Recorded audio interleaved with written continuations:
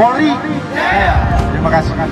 Dan mudah-mudahan pelaksanaan olahraga ini tentunya bisa menjadikan salah satu bagian dari sumbangsih kita untuk menjadi tangguh. Karena salah satu tujuan daripada Polri dalam rangka Hari Ulang Tahun Bayangkara ke-76 ini adalah untuk Indonesia tangguh dan Indonesia tumbuh.